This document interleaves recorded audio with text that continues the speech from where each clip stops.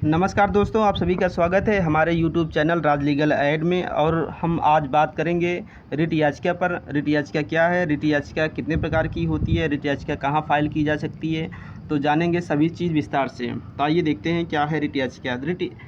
Writ एक प्रकार से न्यायालय का उपकरण है या आदेश है।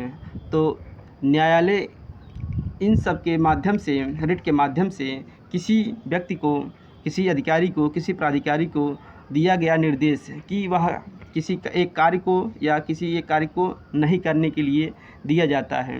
तो जो व्यक्ति यह रिट याचिका फाइल करता है उसे वहाँ पर या अपने राज्य से संबंधित उच्च न्यायालयों में इसे फाइल करना होता है। तो इसी को रिट याचिका कहते हैं। तो सबसे पहले जान लेते हैं कि आर्टिकल 32 को भारतीय संविधान की आत्मा और हृदय कहा है डॉक्टर भीमराव अम्बेडकर ने। तो आइए देखते हैं। अनुच्छेद 32 मूल अधिकारों के प्रवर्तन के लिए एक प्रत्याभूत उपचार प्रदान करता है। यह उपचार का अधिकार भी एक मूल अधिकार है, क्योंकि यह भाग 3 में सम्मिलित है, संविधान के भाग 3 में सम्मिलित है। उच्चतम न्यायालय को मूल अधिकारों का संरक्षक और प्रत्याभूतिदाता माना गया है कि आर्टिकल 32 के तहत उच्चतम न्यायालय को संविधान के भाग 3 के उल्लंघन में सबसे बड़ा अथॉरिटी माना जाता है। यह मूल अधिकारों का संरक्षक और प्रत्याभूति दाता माना जाता है, यानी कि एक गारंटी मानी जाती है कि ये सबसे बड़े केयर टेकर हैं। अनुच्छेद 226 उच्च न्यायालयों को नागरिकों के मौलिक अधिकारों के प्रवर्तन अथवा अन्य उद्देश्य के लिए सभी प्रकार की ऋण जारी करने का अधिकार प्रदान करती है। कहने का तात्पर्य यह है कि 226 के तहत किसी भी नागरिक को अगर ज़रूरत पड़ जाए तो रिट याचिका फाइल करने के लिए सबसे पहले उच्च न्यायालय में जाना होता है। उसके पश्चात अगर 226 का पालना नहीं होता है तो वह हाई कोर्ट के अलावा सुप्रीम कोर्ट में सीधे जाता है। उच्चतम न्यायालय ने व्यवस्था दी है कि अनुच्छेद 32 द्वारा दी गई न्यायिक पुनरावलोकन जुडिशियल रिव्यू की शक्ति संविधान के मूल ढांचे का हिस्सा है, अतः इसे संविधान संशोधन के द्वारा समाप्त नहीं किया जा सकता। संविधान में मूल अधिकारों के प्रवर्तन के लिए रिट जारी करने की शक्ति उच्चतम न्यायालय और उच्च न्यायालय को दी गई है। रिट की संख्या 5 है, जिसका विवरण इस प्रकार है, आगे देखते हैं। कहने का तात्पर्य यह है कि आर्टिकल 32 के तहत सुप्रीम कोर्ट में और 226 के तहत हाई कोर्ट में रिट याचिका फाइल की जा सकती है डायरेक्ट। जब कभी किसी व्यक्ति के मौलिक अधिकारों का उल्लंघन हो रहा है तो वह सीधे जा सकता है। पहला है बंदी प्रत्यक्षीकरण, हैबियस कॉर्पस। यह क्या होता है, आइए देखते हैं। यह रिट एक आदेश के रूप में है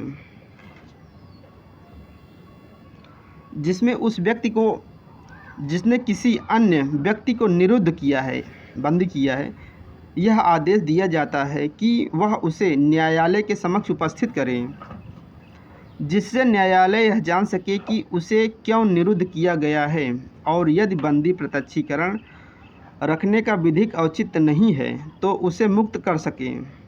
यह रिट सार्वजनिक प्राधिकरण या प्राइवेट व्यक्ति दोनों के खिलाफ जारी की जा सकती है।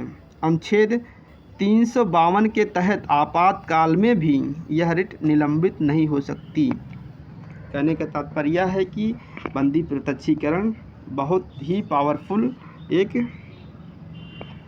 रिट है, जिसके माध्यम से किसी अवैध तरीके से बंदी बनाए गए व्यक्ति को कोर्ट के समक्ष लाया जाता है, प्रस्तुत करने का आदेश दिया जाता है, जिससे की चीज़ों को क्लियर कर सके कि यह क्यों बंदी बनाया गया है। जब तक वह कानूनी रूप से बंदी न बनाया गया हो, अवैध रूप से बनाया जाता तो उसको कोर्ट की तरफ से रिलीफ मिल जाता है।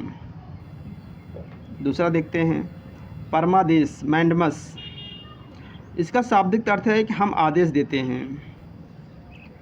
यह उपचार न्यायालय के विवेकाधीन है यानी कि discretionary power of the court है या न्यायालय के विवेक के ऊपर है।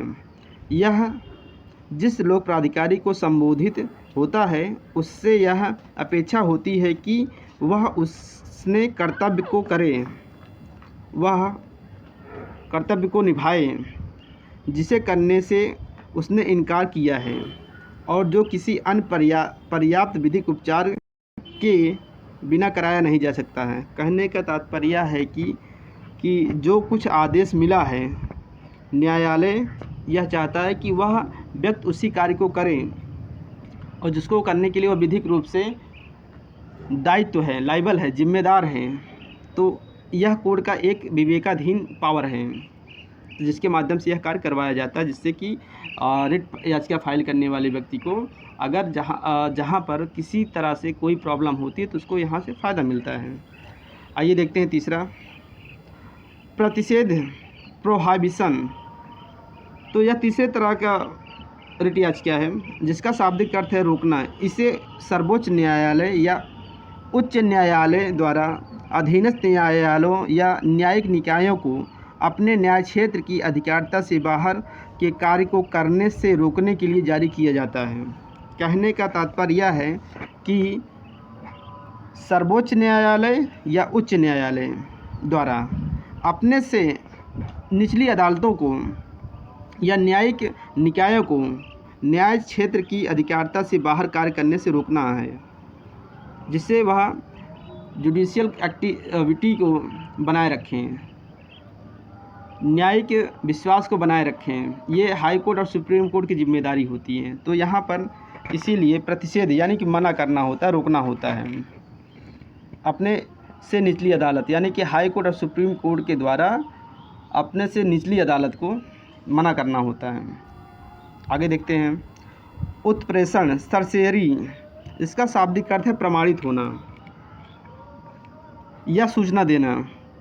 इसे किसी वरिष्ठ न्यायालय द्वारा अधीनस्थ न्यायालयों को या न्यायिक निकायों को तब जारी किया जाता है जब इस बात का संशय होता है कि न्यायालय ने अपनी अधिकारिता से बाहर जाकर निर्णय दिया है या निर्णय प्राकृतिक न्याय यानी कि नेचुरल जस्टिस के सिद्धांतों के विरुद्ध है।